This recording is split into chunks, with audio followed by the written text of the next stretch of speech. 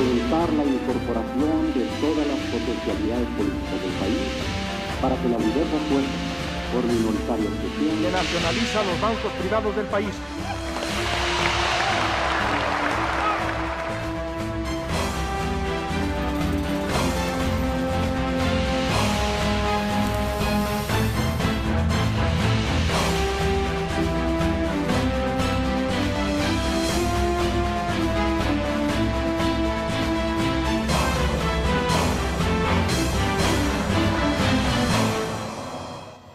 En 1976, al finalizar el gobierno de Luis Echeverría, una palabra dolorosa y persistente entró al vocabulario de la sociedad mexicana, la palabra crisis.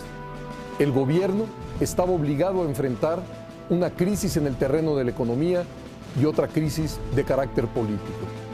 A la primera la enfrentó con una mayor intervención del Estado en la economía. A la crisis política, fruto de la rigidez del sistema y de la violenta represión al movimiento estudiantil de 1968, la enfrentó con medidas insuficientes.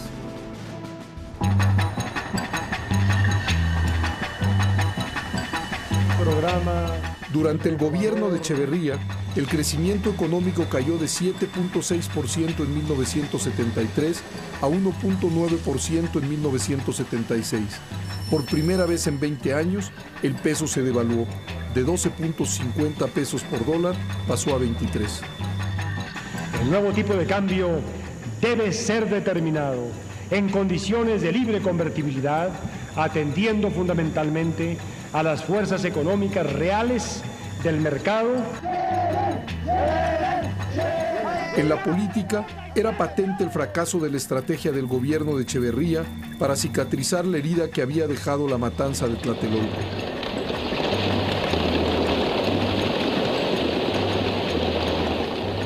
No se dio una respuesta, digamos, institucional, de modificación a la arquitectura política de este país para atender ese desasosiego político y esa movilización política hasta un sexenio después. El sexenio terminaba en medio de una crisis económica, inestabilidad política y frustración social.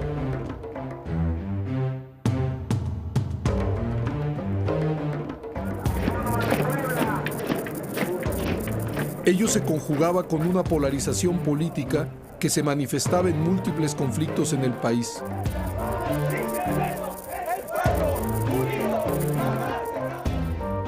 Grupos armados que insistían en que la vía legal se encontraba clausurada. Una guerra sucia para enfrentarlos.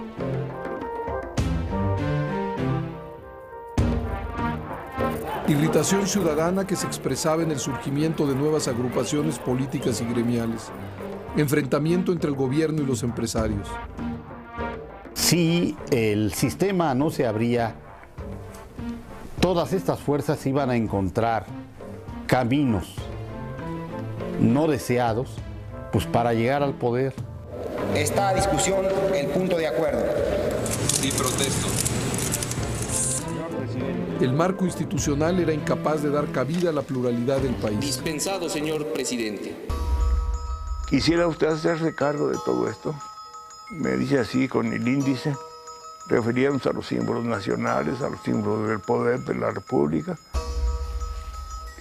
Le digo, pues sí, señor presidente, ¿cómo no? Uy, voy a decir que no, pero...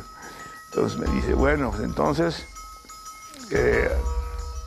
el próximo lunes, esto sucedía el viernes de la semana anterior, el próximo lunes, que es 22, viene usted aquí a Los Pinos porque aquí la proposición se la van a hacer los sectores del partido.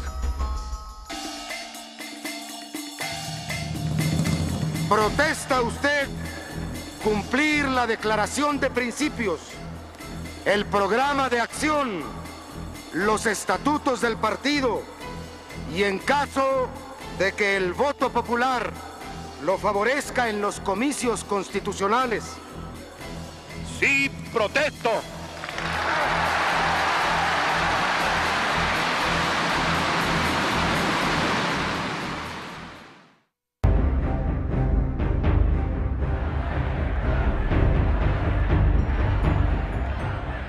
La muestra más dramática de ese abismo entre la realidad y las instituciones políticas fue que un solo candidato, José López Portillo, participó en la contienda presidencial de 1976, pese a la efervescencia política que sacudía al país.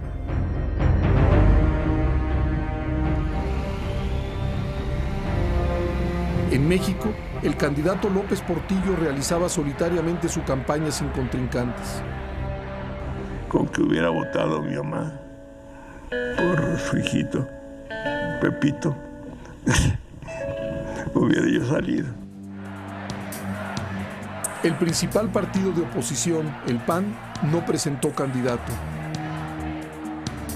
Hay una contradicción que nos lleva a una conclusión. El régimen quiere a la oposición solo en el momento y hasta cuando le sirva para el juego político, pero no está dispuesto el gobierno a respetar el juego electoral y lo que marca la ley. En el 76 hubo una crisis del PAN muy seria donde pues, se escindió un tanto el partido. El PAN no presentó candidato presidencial. En tanto, el PARM y el PPS decidieron respaldar la candidatura de López Portillo. Las elecciones arrojaron una unanimidad inexistente. Es la crisis del sistema de partidos de la posrevolución. Solo el Partido Comunista Mexicano postuló a Valentín Campa como el único candidato de oposición. El Partido Comunista había sido proscrito en 1948, desde entonces no contaba ni con registro ni con reconocimiento legal. De este modo, el nombre de Campa no figuró en las boletas electorales. En 1976, aún sin registro, el Partido Comunista hizo una alianza con otros grupos para lanzar la candidatura presidencial de Valentín Campa. Jugó todas las elecciones de 1976 y sacó varios cientos de miles de votos, pero desde luego pues no fue una cosa muy importante, no le pudo ganar y además no tenían derecho a tener candidatos a diputados. Esas elecciones mostraron, como si hiciera falta, la enorme y frustrante distancia que existía entre la realidad política y la electoral.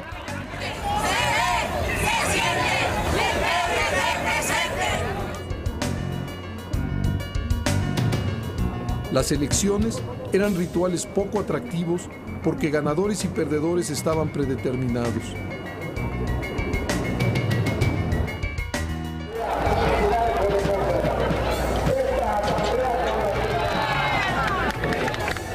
Un México cada vez más diverso, cada vez más plural, vivía una realidad institucional monocolor, dominada por un solo partido. Entregaré con toda mi esperanza, con toda mi certidumbre de mexicano, el mandato supremo de la República a José López Portillo.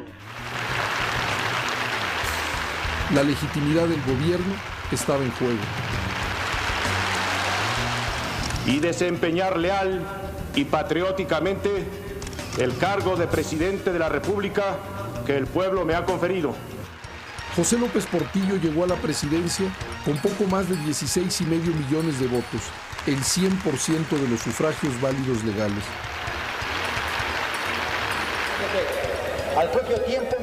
El PRI se quedó con 83% de las posiciones en la Cámara de Diputados, el PAN con 8%, el PPS con 5% y el PARM con 4%.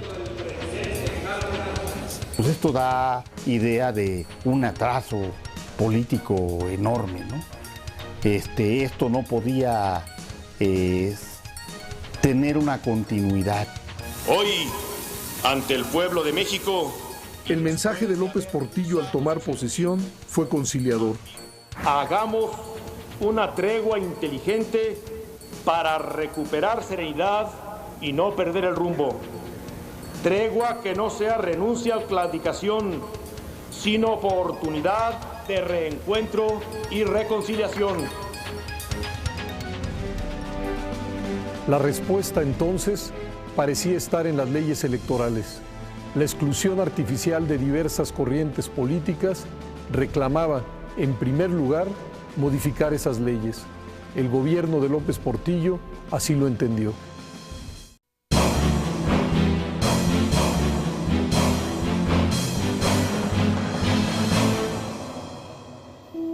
Para 1977, los conflictos políticos y sociales habían crecido.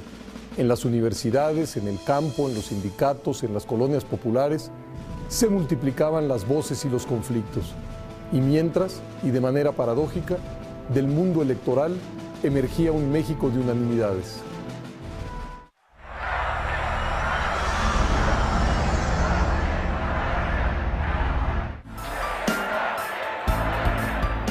En 1976, al tomar posesión José López Portillo, la combinación de la crisis económica, la efervescencia política y la falta de competencia en la arena electoral indicaba que era necesario un gran cambio político.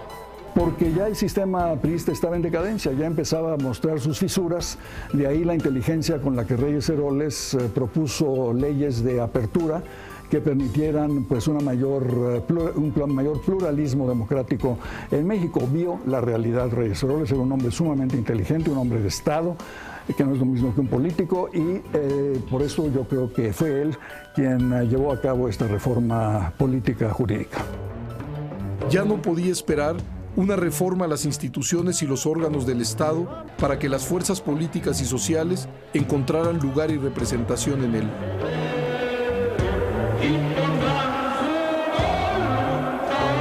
Y eso fue el punto de arranque, ¿no? Si esto sigue así, lo único que podemos esperar es que continúe la confrontación y el conflicto político y el uso de canales no convencionales, la guerrilla, insurrecciones, violencia. Entonces, ¿cómo se resuelve? Abriendo canales, puertas, opciones de participación institucional. Y eso fue, en esencia, el primer paso fundamental que se dio con la reforma del 77. El naciente gobierno de López Portillo se puso a trabajar en eso. Disponemos jurídicamente. Jesús Reyes Heroles, secretario de Gobernación, fue el encargado de preparar la reforma con que el Estado respondería a aquel ostensible déficit de representación. En abril de 1977, en un discurso pronunciado en Chilpancingo, Guerrero, ante el gobernador Rubén Figueroa, uno de los hombres que representaba la cara más autoritaria del sistema, Reyes Heroles propuso la necesidad de abrir mayores espacios a la representación política. En aquel discurso, Reyes Heroles reconoció que México vivía una turbulencia política y social cuyas consecuencias podían ser desastrosas para todos. En abril de 1977, López Portillo hizo primero un gesto de concordia al anunciar la liberación de algunos presos políticos. La rectificación de los que habían ido a la lucha armada no era una rectificación superficial o no era solo cubrir un expediente para que nos dejaran libres y luego regresar a las andadas, ¿no? Sino que tenía un sustento bastante sólido y que permitía, bueno, que de alguna manera garantizaba que estos presos que la ley de amnistía eventualmente iba a liberar, lo que iban a hacer una vez que salieran no iba a ser volver a la guerrilla, sino incorporarse a las organizaciones de la izquierda, digamos, no armada, y a la lucha democrática y política legal, ¿no? Después de anunciar esta liberación, López Portillo convocó el mismo día la realización de audiencias públicas con miras a una reforma que vigorizara las instituciones políticas del país. Suplico, señor secretario, proceda a dar lectura al primer punto del orden del día. Las audiencias públicas se realizaron del 28 de abril al 21 de julio. Fueron 12 audiencias en las que participaron 15 organizaciones políticas, casi todas ellas con la denominación de partido. 26 personas a título personal, entre ellos Manuel Camacho, Rafael Segovia, Miguel Limón, Samuel del Villar y Carlos Pereira. En todas las audiencias estuvo presente el secretario de Gobernación, Jesús Reyes Heroles. Primero, alentar la incorporación de todas las potencialidades políticas del país para que las diversas fuerzas, por minoritarias que sean, participen en la realización de nuestra unidad democrática. Y segundo, ampliar las posibilidades de la representación nacional y garantizar asimismo la manifestación plural de las ideas e intereses que concurren en el país. Yo creo que no solo fue el arquitecto de la reforma, a partir evidentemente de un entendimiento con el presidente López Portillo, sino que fue el actor principalísimo de las negociaciones, de las conversaciones que eventualmente desembocaron en la reforma del 77. Esto fue un trabajo de consensar y de incorporar y de hasta ir creando primero un lenguaje común y en segundo lugar un mínimo de confianza entre los interlocutores políticos para poder comenzar a discutir los asuntos en serio. A las audiencias asistía un representante por cada partido político, con o sin registro. Era un ejercicio inédito. Participaba el PAN, por supuesto, pero también el Partido Comunista, demostrando que era posible transitar de la proscripción a la legalidad. Nosotros éramos partidarios de la reforma política desde antes. Estuvimos argumentando mucho, como no desde el punto de vista de los intereses de nosotros, partido perseguido, amenazado, vamos a decir, ¿no? Sino en general afectaba al pueblo trabajador en general. Y por eso fuimos de los que levantamos la lucha por la reforma política, de tal manera que hubiera real y efectiva libertad de asociación, libertad de participación política, eliminación del sistema de partido de Estado, ¿no? Que se considera casi como partido único o el único que tiene derechos. ¿Cómo asumieron esta negociación las fuerzas políticas del país? ¿Cuáles respaldaron y cuáles se opusieron a la reforma política de 1977?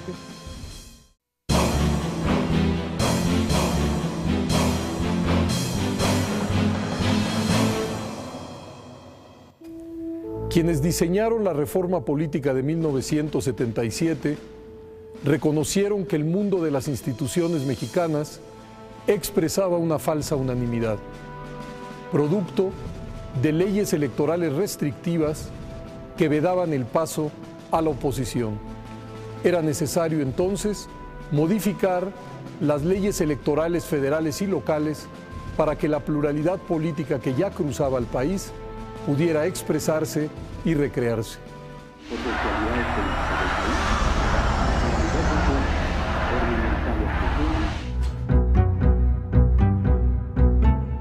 Un solo dato muestra elocuentemente las limitaciones de una ley electoral heredada desde 1946.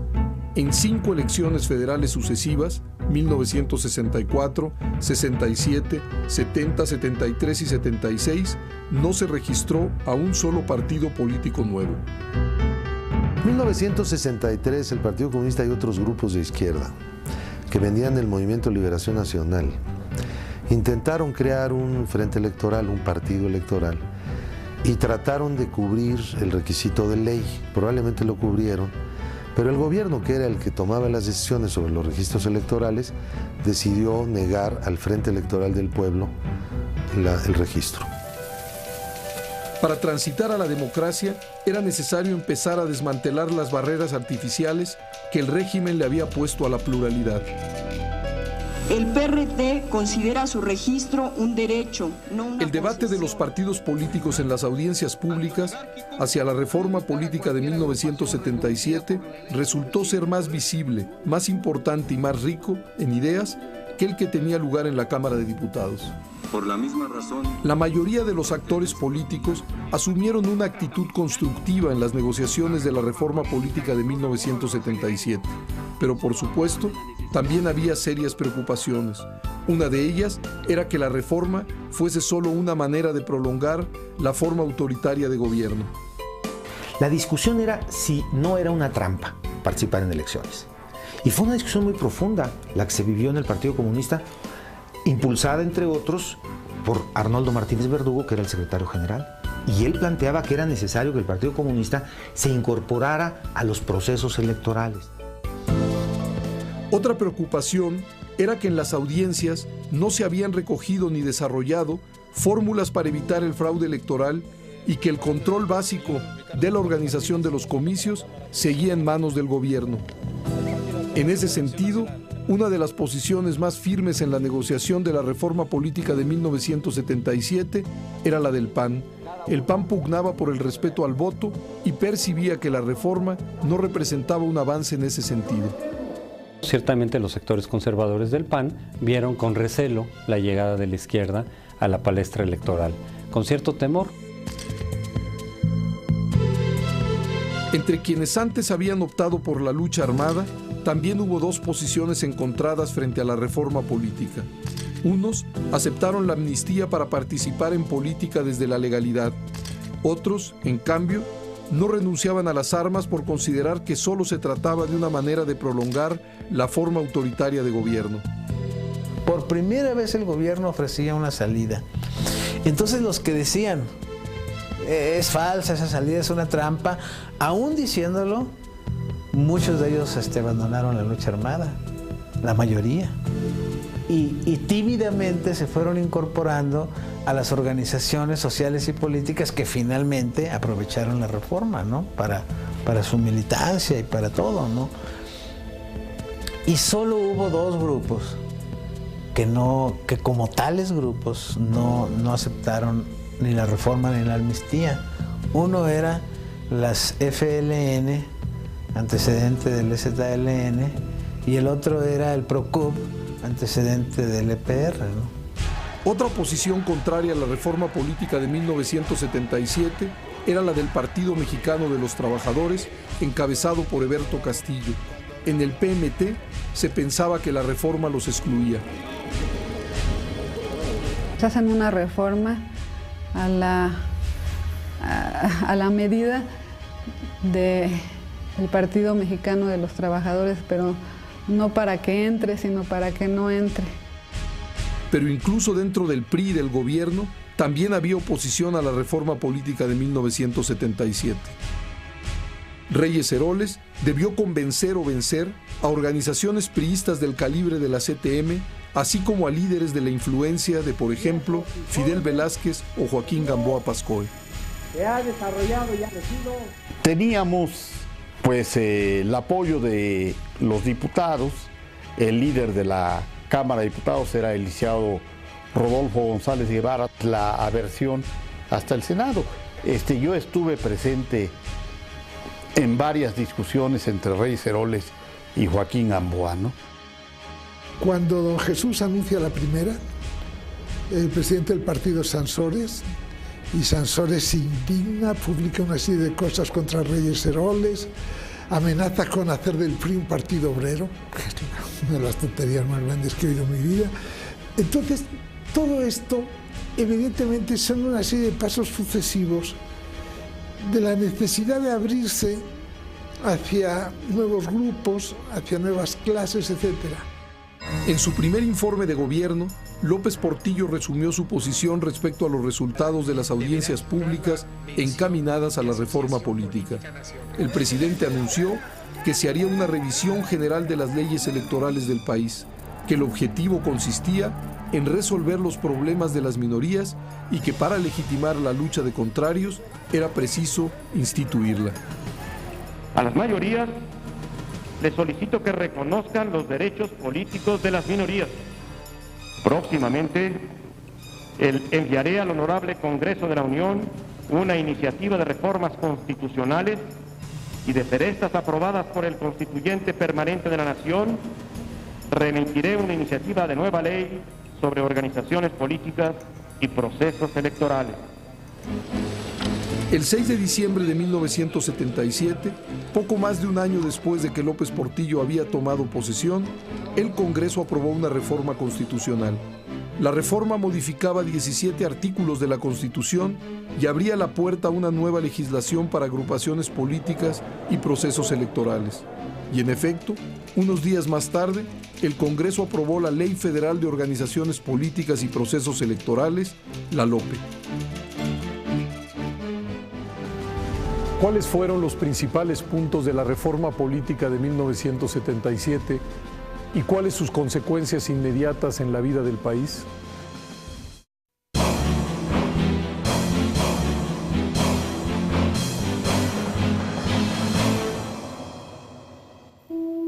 ¿Cuáles fueron los temas más importantes de la reforma política de 1977? Pasemos a verlos punto por punto.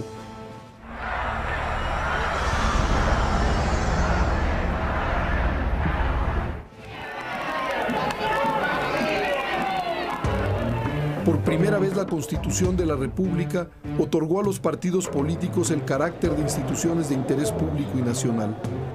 Para obtener los recursos necesarios para sus campañas destinadas a obtener el voto popular, de manera tal que no apareciera como una dádiva del gobierno, sino como un derecho establecido en nuestra ley fundamental.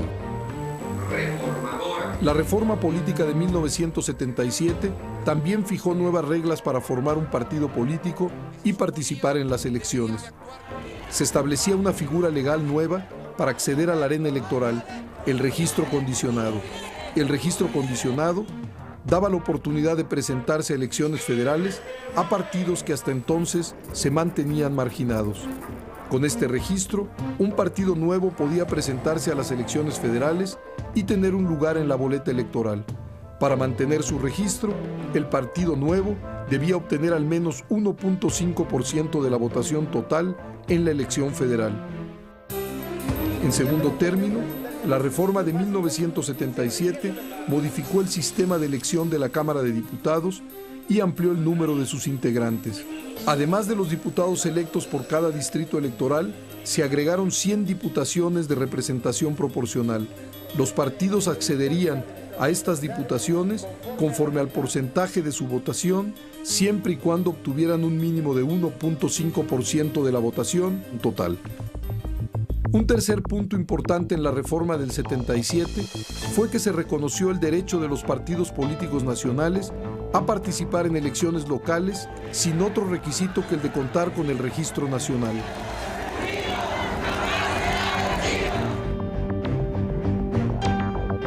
En suma, la reforma del 77 amplió la gama de la representación política del país para incorporar a los partidos políticos que hasta ese entonces habían sido marginados.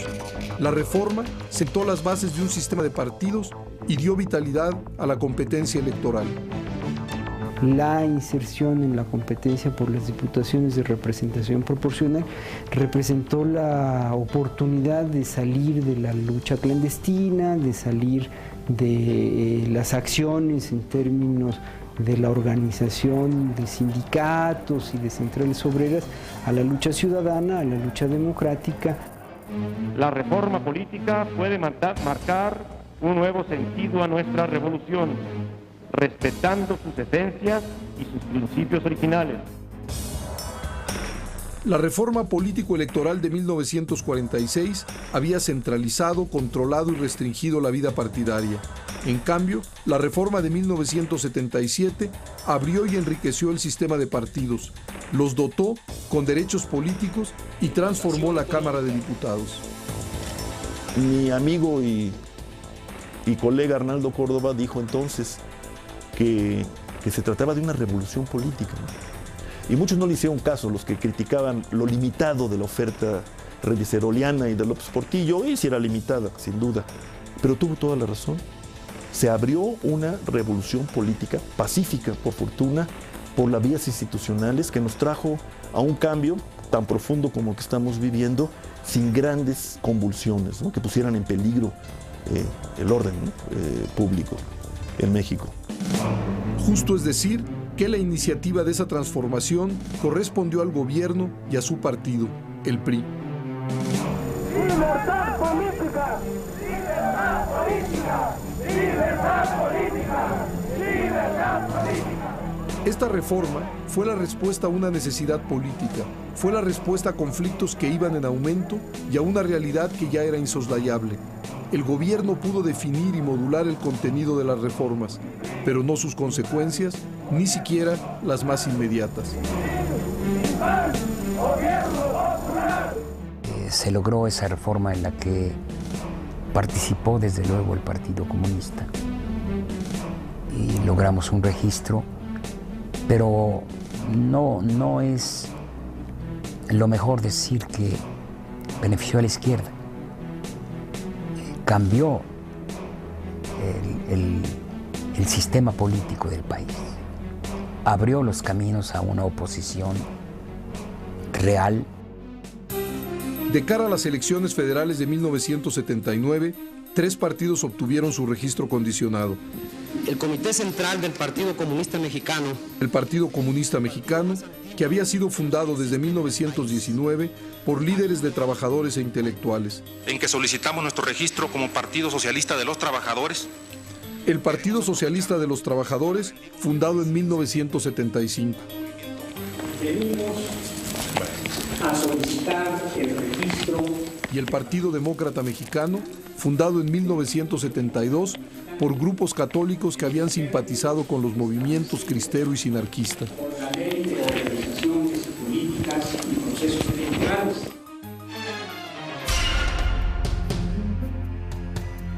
En la elección de 1979, esas 3 nuevas opciones contendieron con los partidos que ya contaban con registro: el PRI, el PAN, el PARM y el PPS.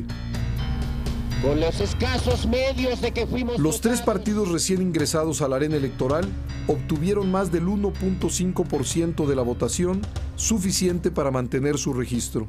El Partido Comunista alcanzó el 5% de la votación nacional, mientras el Partido Socialista de los Trabajadores y el Partido Demócrata Mexicano superaron el 2% respectivamente.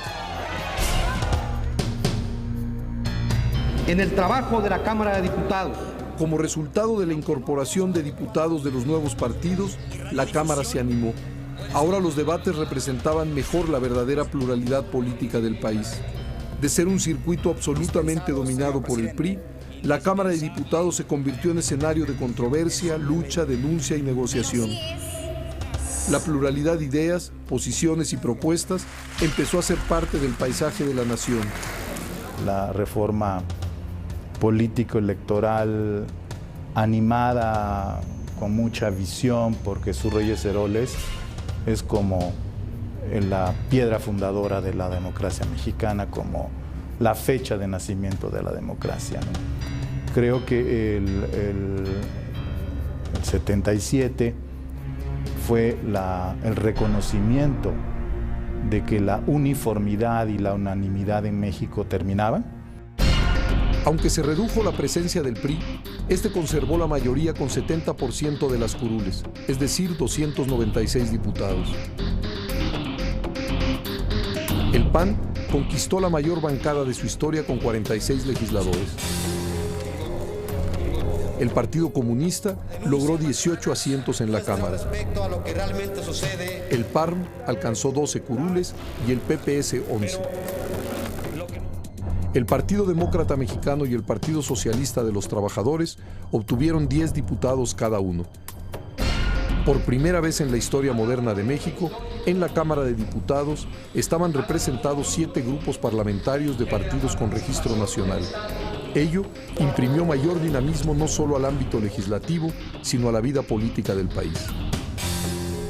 Bueno, fue un paso adelante muy importante, sin duda alguna, porque permitió que la oposición entrara a las cámaras, porque le dio mucha mayor margen de libertad a los partidos políticos, pero por desgracia este avance político indudable que tuvo lugar bajo la presidencia de López Portillo, gracias a Reyes Heroles, se vino abajo por el desastre económico al que llevó la incomprensión, la falta de capacidad de gobierno y sobre todo la falta de capacidad de pensamiento económico del propio presidente López Portillo. Con ese ánimo de pluralidad, los mexicanos llegábamos al fin de la década de los 70s. En los 80s el proceso político democratizador no haría sino profundizarse. Los partidos políticos, así en plural, irían a las elecciones, ganarían cargos ejecutivos y legislativos y desde ahí impulsarían más profundas reformas que tenderían a fortalecerlos. Esa era la mecánica del cambio político en nuestro país. No obstante, en breve los mexicanos descubriríamos una nueva tormenta en el horizonte.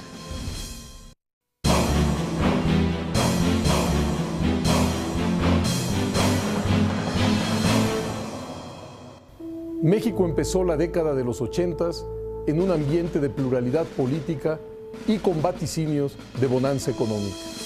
El gobierno de López Portillo no solamente había dado inicio a la reforma política, sino también se había acercado a la iniciativa privada, intentando curar las heridas generadas durante el gobierno del presidente Echeverría.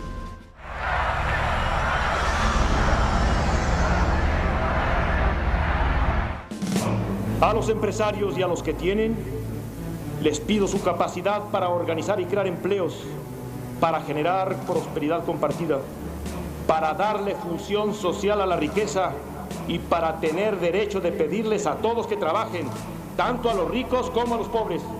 Inclusive López Portillo nos decía en particular, en círculos cerrados, antes de tomar posesión, pero ya electo presidente, que calma, no se exciten demasiado por esta cosa que venía de Echeverría y tómenlo con más calma, ¿verdad? Todavía existía la fe de que podía seguir funcionando el sistema. Llega José López Portillo, una persona con mucho más carisma, con mucha más simpatía, y da un discurso de toma de posesión estupendo. Dio la impresión de que había hecho yo un depósito a futuros y que tenía yo tiempo para librar contra ese depósito. Y lo que necesitaba yo era tiempo. Es lo que le pedí al pueblo de México, que me diera tiempo, porque la voluntad de hacer las cosas ya estaba en mi naturaleza y en mi posición. Entonces le pedí tiempo y siento fundamentalmente que lo que gané con ese discurso fue tiempo. Un tiempo para hacerme cargo del país ya plenamente. El nuevo discurso presidencial parecía señalar un nuevo rumbo en la vida económica del país. La ortodoxia aplicada por López Portillo al inicio de su sexenio parecía marcar el fin de la política económica anterior. Sin embargo, tal rumbo no se mantuvo por mucho tiempo. En 1978, López Portillo decidió abandonar la disciplina fiscal y aprovechar la oportunidad de financiar el crecimiento económico con la explotación de los enormes yacimientos petroleros descubiertos un año antes.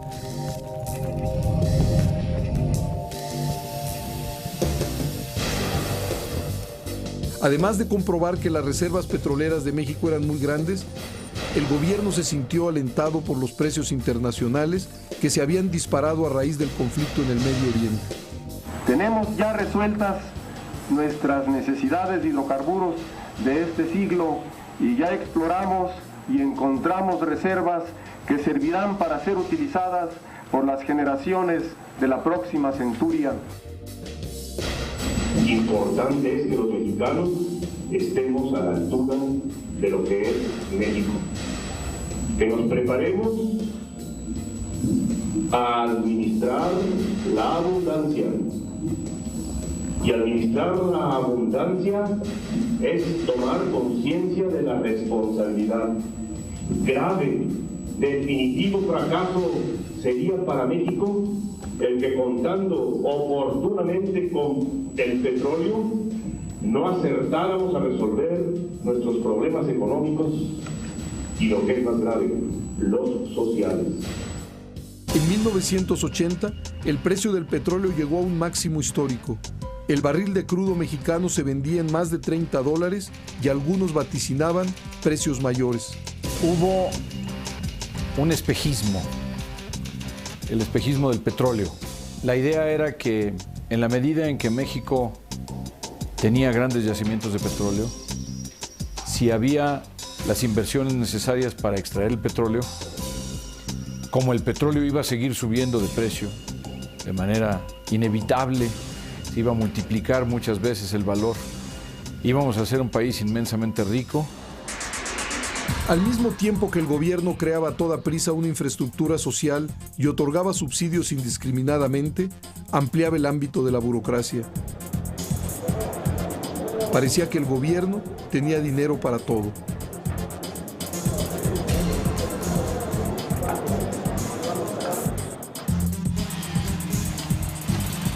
Del sueño de administrar la abundancia, pronto se despertó a una verdadera pesadilla. Durante la segunda parte del sexenio de López Portillo, los precios del petróleo se cayeron. Todos se equivocaron, bueno, pero de camino nosotros hicimos las inversiones, tomamos la deuda para hacer toda la extracción del petróleo y después se cayó el petróleo a un solo dígito, a menos de $10, a 9, a 8 dólares, y por supuesto lo que nos quedó fue una deuda muy grande. Estamos dándole ritmo al valor de nuestra moneda con el desliz, con los aranceles, con las licencias y con los estímulos y fomento a la exportación. Esa es la estructura que conviene al país. Esa es la estructura a la que me he comprometido a defender como perro. El 18 de febrero de 1982, el gobierno tuvo que devaluar la moneda de 27 a 47 pesos por dólar. La inflación se desató, grandes capitales salieron del país, el peso se devaluó. Y de nuevo, el divorcio entre los empresarios, sobre todo los banqueros, y el gobierno. De los últimos 6 meses de 1981 y definitivamente durante prácticamente todo el año de 82, la banca privada desempeñó un papel nocivo para la economía nacional. Eran los banqueros, la banca privada, quienes estaban articulando y en realidad promoviendo la especulación en contra del peso. Eso de que los bancos promovíamos la salida de capitales del país es una mentira. Lo único que hacíamos los bancos era prestar el servicio a cambio de moneda. La huida de capitales no fue porque la promovieron los bancos. La salida de capitales vino como resultado natural de 12 años de malos gobiernos, Echeverría y López Portillo. Hacia el verano de 1982, la descapitalización del país empeoraba día con día. En la víspera del último informe de López Portillo, había rumores sobre la respuesta del gobierno para contener la fuga de capitales. He expedido en consecuencia 2 decretos. Uno que nacionaliza los bancos privados del país y otro que establece el control generalizado de cambios.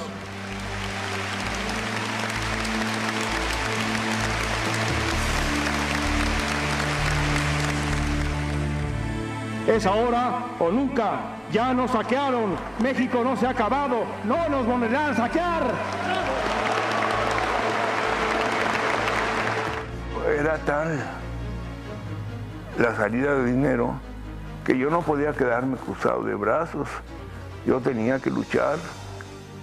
Tal vez fue un caso de pasión por la impotencia, pero yo tenía que hacer algo.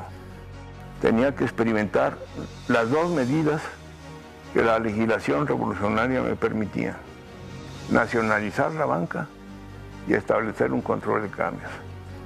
En cambio, le dije que la nacionalización bancaria sí representaba enormes riesgos económicos y políticos, y que si se nacionalizaba la banca se corría el riesgo de que la gente retirara sus depósitos.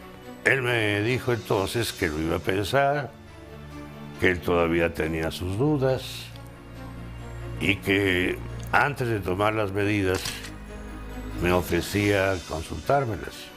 El hecho es que me avisó ya con las medidas tomadas en la víspera del informe de gobierno, sin haber consultado. Así es que eso fue para mí pues una sorpresa muy desagradable. Miguel de la Madrid no estaba de acuerdo. El presidente ya electo, Miguel de la Madrid, había sido electo unos meses antes y iba a tomar posesión en unos cuantos meses. y él estaba en contra.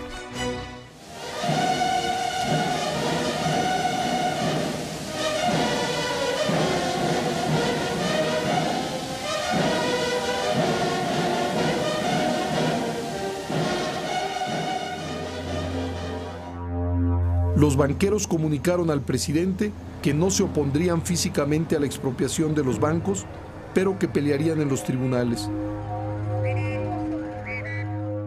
Para dar forma constitucional al decreto de expropiación, en noviembre el Congreso aprobó la modificación del artículo 28 de la Carta Magna.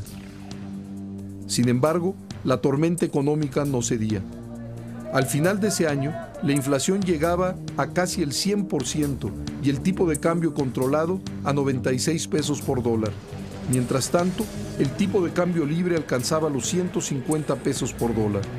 La nacionalización bancaria polarizó la relación del gobierno con los empresarios.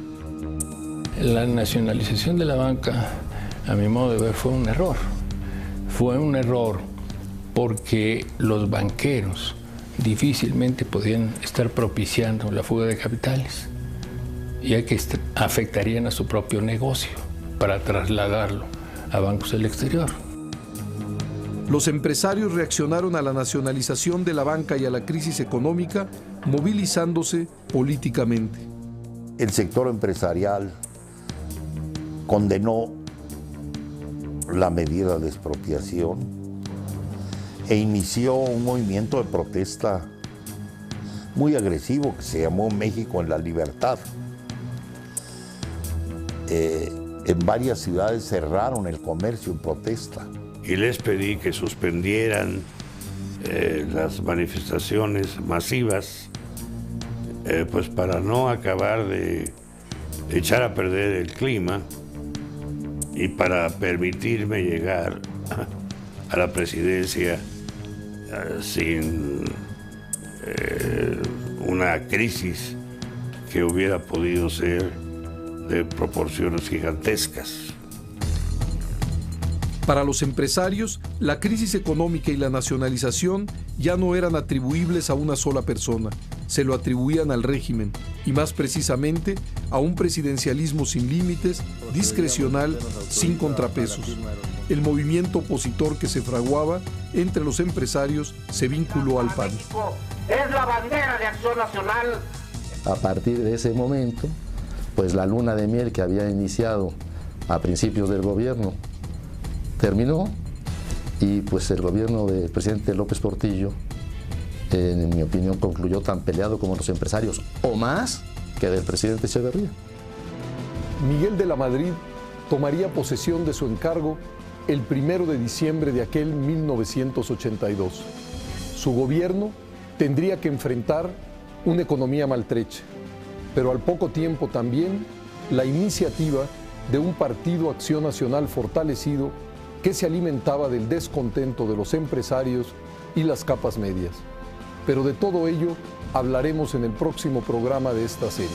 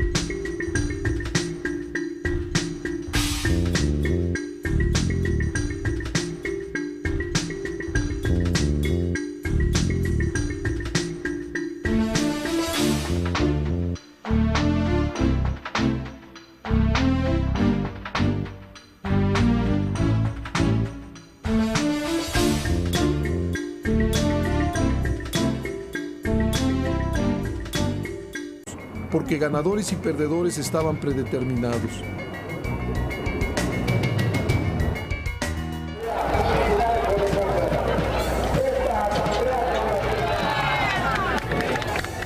Un México cada vez más diverso, cada vez más plural, vivía una realidad institucional monocolor, dominada por un solo partido. Entregaré con toda mi esperanza, con toda mi certidumbre de mexicano, el mandato supremo de la República a José López Portillo. La legitimidad del gobierno estaba en juego. Y desempeñar leal y patrióticamente el cargo de presidente de la República que el pueblo me ha conferido. José López Portillo llegó a la presidencia con poco más de 16,5 millones de votos, el 100% de los sufragios válidos legales.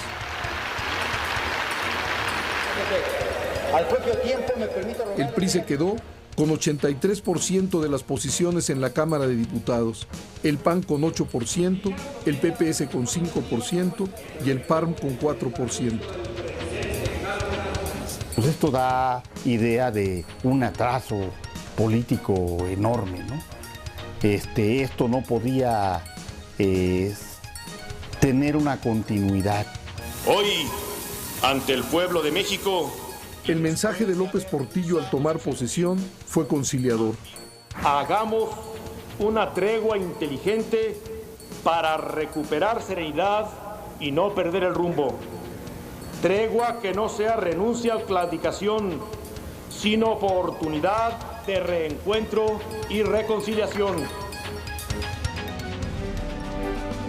La respuesta entonces parecía estar en las leyes electorales. A los símbolos nacionales, a los símbolos del poder de la República. Le digo, pues sí, señor presidente, ¿cómo no? Uy, voy a decir que no, pero... Entonces me dice, bueno, pues entonces, el próximo lunes, esto sucedía el viernes de la semana anterior, el próximo lunes, que es 22, viene usted aquí a Los Pinos porque aquí la proposición se la van a hacer los sectores del partido. ¿Protesta usted cumplir la declaración de principios, el programa de acción, los estatutos del partido y en caso de que el voto popular lo favorezca en los comicios constitucionales? Sí, protesto.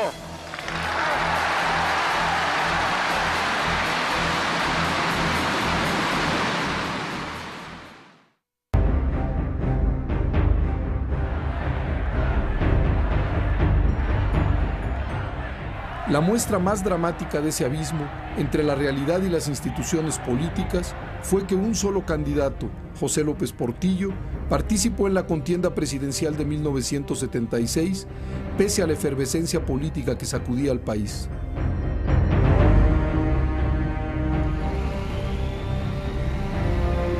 En México, el candidato López Portillo realizaba solitariamente su campaña sin contrincantes.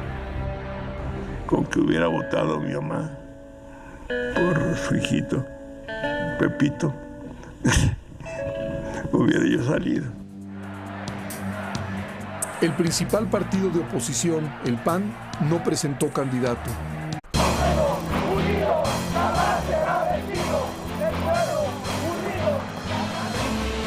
Alentar la incorporación de todas las potencialidades políticas del país para que la diversa fuerza por minoritaria expresión que nacionaliza los bancos privados del país.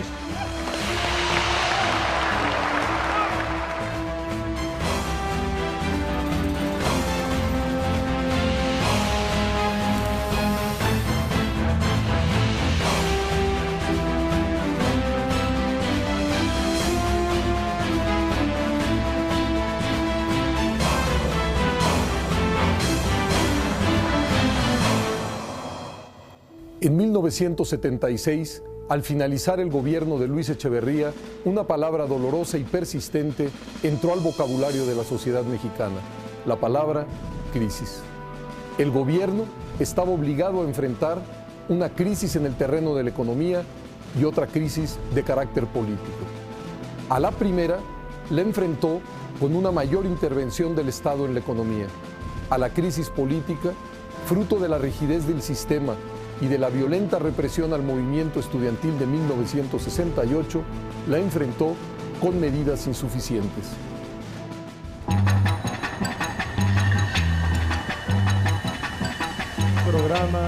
Durante el gobierno de Echeverría, el crecimiento económico cayó de 7.6% en 1973 a 1.9% en 1976. Por primera vez en 20 años, el peso se devaluó. De 12.50 pesos por dólar pasó a 23. El nuevo tipo de cambio debe ser determinado en condiciones de libre convertibilidad, atendiendo fundamentalmente a las fuerzas económicas reales. Hay una contradicción que nos lleva a una conclusión. El régimen quiere a la oposición solo en el momento y hasta cuando le sirva para el juego político, pero no está dispuesto el gobierno a respetar el juego electoral y lo que marca la ley. En el 76 hubo una crisis del PAN muy seria donde pues, se escindió un tanto el partido. El PAN no presentó candidato presidencial. En tanto, el PARM y el PPS decidieron respaldar la candidatura de López Portillo. Las elecciones arrojaron una unanimidad inexistente. Es la crisis del sistema de partidos de la posrevolución. Solo el Partido Comunista Mexicano postuló a Valentín Campa como el único candidato de oposición. El Partido Comunista había sido proscrito en 1948, desde entonces no contaba ni con registro ni con reconocimiento legal. De este modo, el nombre de Campa no figuró en las boletas electorales. En 1976, aún sin registro, el Partido Comunista hizo una alianza con otros grupos para lanzar la candidatura presidencial de Valentín Campa. Jugó todas las elecciones de 1976 y sacó varios cientos de miles de votos, pero desde luego pues no fue una cosa muy importante, no le pudo ganar y además no tenían derecho a tener candidatos a diputados. Esas elecciones mostraron, como si hiciera falta, la enorme y frustrante distancia que existía entre la realidad política y la electoral.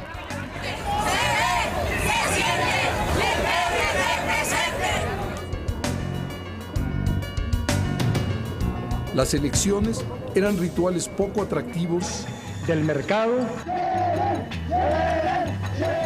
En la política era patente el fracaso de la estrategia del gobierno de Echeverría para cicatrizar la herida que había dejado la matanza de Tlatelolco.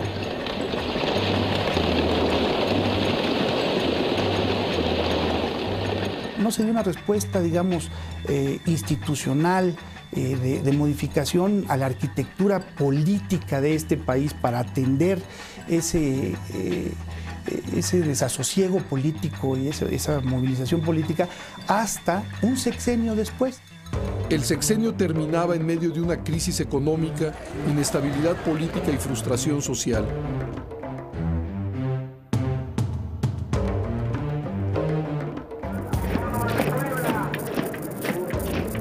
Ello se conjugaba con una polarización política que se manifestaba en múltiples conflictos en el país.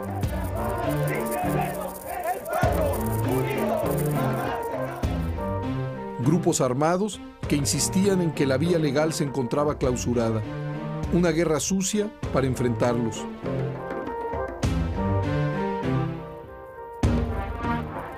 Irritación ciudadana que se expresaba en el surgimiento de nuevas agrupaciones políticas y gremiales. Enfrentamiento entre el gobierno y los empresarios.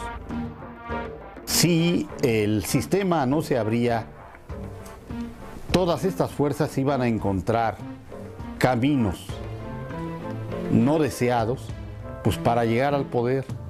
Está a discusión el punto de acuerdo. Sí, protesto.